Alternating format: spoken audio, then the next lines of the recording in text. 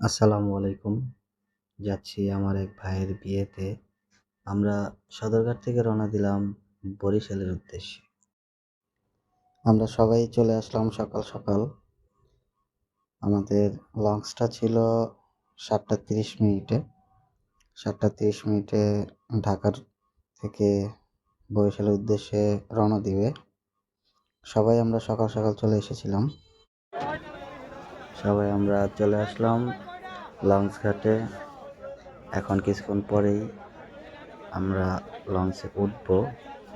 তো লঞ্চে ওঠার জন্য আমাদের যেই লঞ্চটা ঘাটে দাঁড়িয়ে আছে সেখানে আমরা সবাই আস্তে আস্তে যাচ্ছিলাম।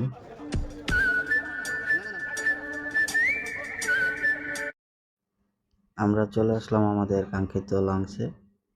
এর মধ্যেই লঞ্চটাও ঘাট থেকে ছেড়ে দিয়েছে। আমরা দেখছি সেই অদূরে দেখা যাচ্ছে, একটু একটু দেখা যাচ্ছে পোস্তগোলা ব্রিজটা। এখান দিয়ে আমরা যাব এখন।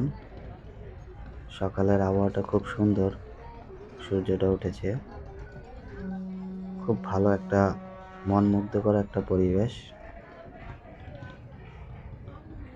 অ্যাকচুয়ালি সকালবেলা যে ফিলটা পাওয়া যায়, যে সুন্দর একটা পরিবেশ, বাতাস, এটা আপনি আর কখনো মানে সারাদিন আর কখনো পাওয়া যায় না।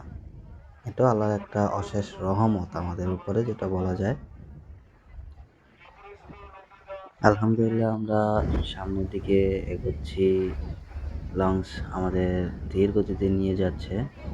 সামনেই আমরা দেখতে পাচ্ছি আমাদের সেই পোস্তগোলা ব্রিজ। আমরা কিছুক্ষণের মধ্যেই পোস্তগোলা ব্রিজের নিচে দিয়ে চলে যাব। আমি ব্রিজের উপর দিয়ে অনেক চলাফেরা করি, অনেকবারই আমার এই ব্রিজ পারাপার করতে হয়। তবে ব্রিজের নিচে দিয়ে এই নদী পথে যাওয়া তেমন একটা হয় না। আজকে বলা চলে ফার্স্ট আমার এই ব্রিজের নিচে দিয়ে যাওয়া। তো আলহামদুলিল্লাহ খুবই ভালো লাগতেছে। দেখি ব্রিজের নিচে দিয়ে যেতে কেমন দেখায় ব্রিজটাকে। চলে গেলাম আমরা ব্রিজটা পার হয়ে। এই পাশে দেখা যাচ্ছে একটি ছোট্ট ট্রলার। আসলে এই নদীতে অনেক ট্রলার আছে। অনেক ট্রলার যেমন আছে তেমন ছোট ছোট কিছু নৌকাও আছে, যেগুলা এপার ওপার পারাপার করে।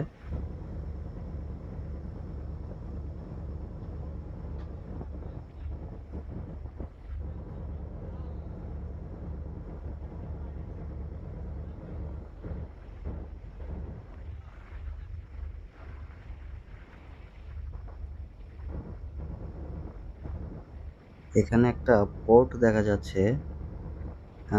সম্ভবত এখানে মাল আনলোড করা হয়। অনেকটা আমাদের চট্টগ্রাম বন্দরের মতো এখান থেকে মাল আনলোড করা হয়।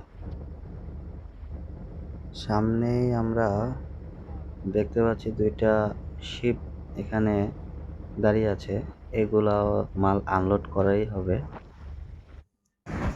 এরকম অনেকগুলা শিপ এখানে আছে, এগুলা সব আস্তে আস্তে আনলোড করা হবে। সবগুলোই সম্ভবত চট্টগ্রাম থেকে আসা। ওই কিছু দূরে দেখা যাচ্ছে আরেকটা ব্রিজ। আসলে এটা হচ্ছে মাওয়া ব্রিজের উপরে দিয়ে যাওয়া যে ট্রেনটা, সেই ট্রেনের ব্রিজ। এটা কোনো গাড়ির ব্রিজ না, এটা হচ্ছে ট্রেন পারাপারের একটি ব্রিজ।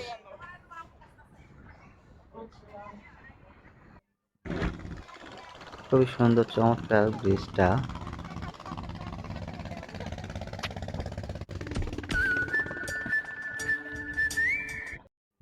আমরা এখন চলে আসলাম লঞ্চের এটা পিছনের দিকে চলে আসলাম।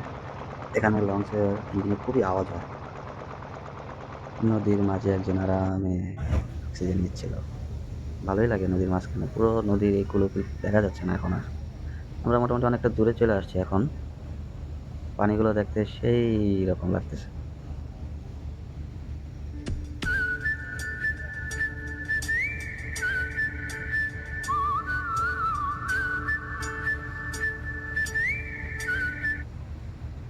এই লঞ্চের মধ্যে কিন্তু বাইকও নিয়ে চলে যায়, ঢাকা থেকে বরিশাল বাইকও নিয়ে চলে যায়। তো দেখি আমরা সামনে একটু ওদের ভ্রমণটা কেমন যায়, নদীটা কেমন, আমরা একটু দেখতে থাকি।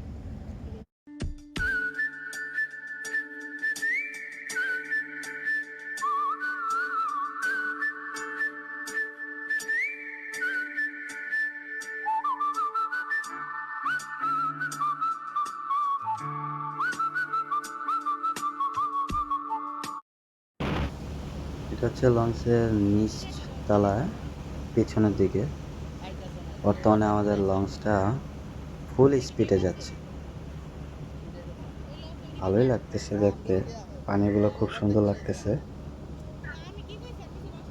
দূরে আরেকটি লঞ্চ দেখা যাচ্ছে, লঞ্চটা মনে হয় আমাদেরকে ফলো করতেছে।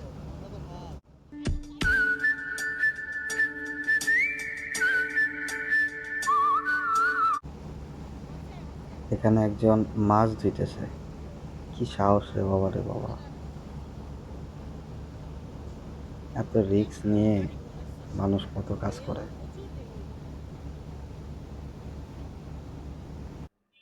আমরা প্রায় আমাদের গন্তব্যস্থানে পৌঁছে গেছি, এই এখন নেমে গেলাম। এই দোয়েল পাখি 10 কালীগঞ্জে নামলাম আমরা। জায়গাটা খুব সুন্দর, ঘাটটা খুব সুন্দর। ওই লঞ্চটি চলে যাচ্ছে, এখন আমরা যাচ্ছি জামাইয়ের বাড়িতে। সরি জামাইয়ের বাড়ি না, এটা হচ্ছে আমার জামাইয়ের শ্বশুর বাড়ি।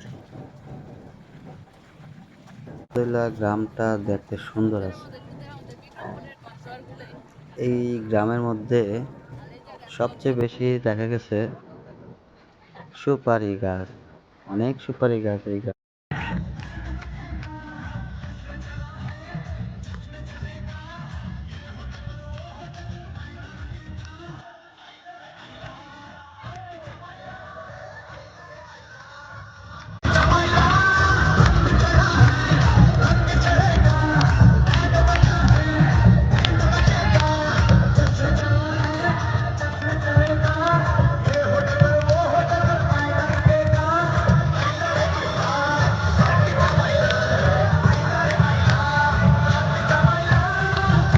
যাই হোক, পরের দিন আমরা চলে আসলাম আবার সেই ঘাটে। এবার চলে যাব ঢাকা, যার যার বাড়িতে। আমরা এখন ঢাকার উদ্দেশ্যে যাওয়ার জন্য লঞ্চের জন্য অপেক্ষা করতেছি। সবাই এখন একটু চিল মুডে আছে, কারণ রাত্রে সবাই খুব ভালো একটা ঘুম দিয়ে উঠছে। উঠে গেলাম লঞ্চে, চলে যাচ্ছি। আবার কবে আসি কোনো ঠিক নাই। Bye bye, tata. ভালোই লাগলো একটা দিন, সুন্দর একটা গ্রাম, সুন্দর একটা পরিবেশ,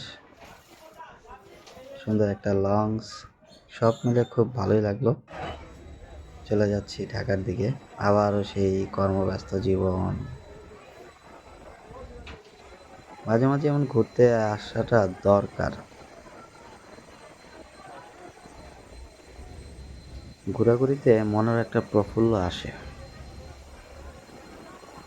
এটা মানুষের একটা শান্তি দেয়, ভালোই লাগে ঘুরতে গেলে।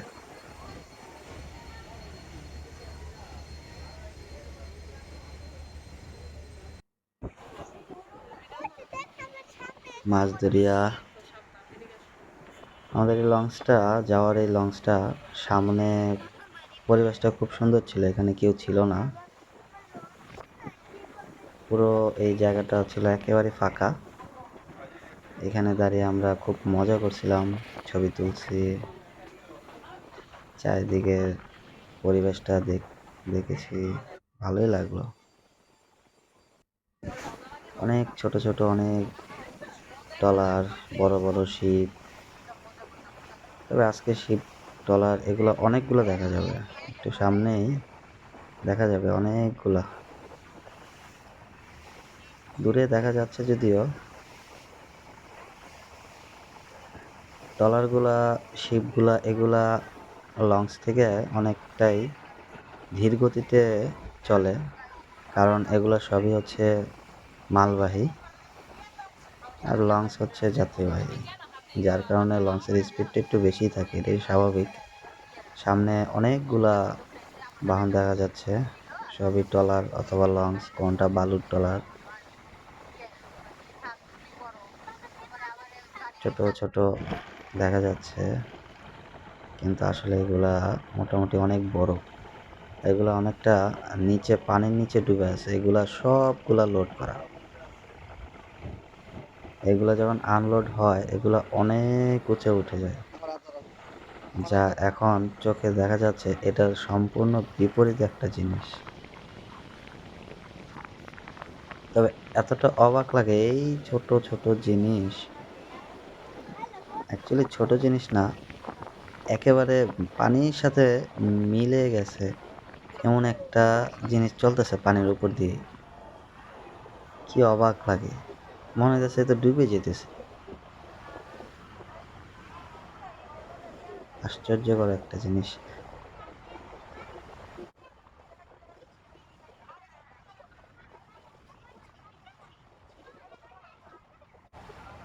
চলুন আবার কিছুক্ষণ দেখি আমাদের এখানে যতগুলো, অনেকগুলোই ছোট ছোট দেখা যাচ্ছে ট্রলারগুলো। আসলে এগুলো এত ছোট না, আসুন দেখতে থাকি।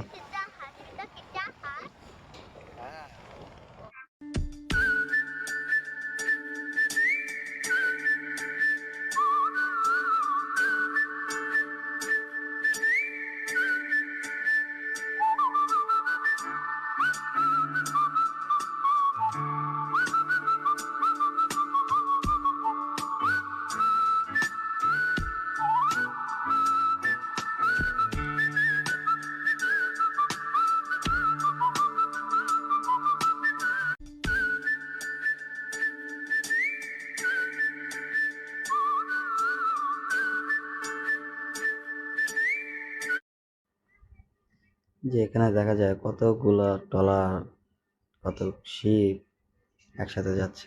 এই যে 3টা ট্রলার, তিনটাই বালুর ট্রলার, একেবারে পানির সাথে মিলে গেছে। আহা, একটু 19-20 করে ধাক্কা লাগলেই শেষ। এমনটা মনে হয় একই গতিতে যাচ্ছে।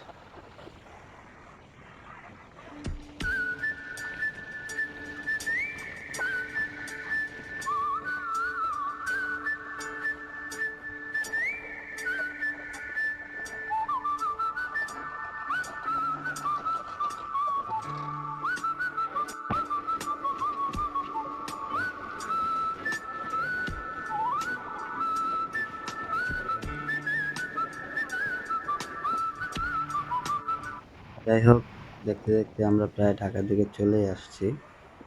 আসলে চলে আসছি না, এখনো অনেক দূরেই আছি।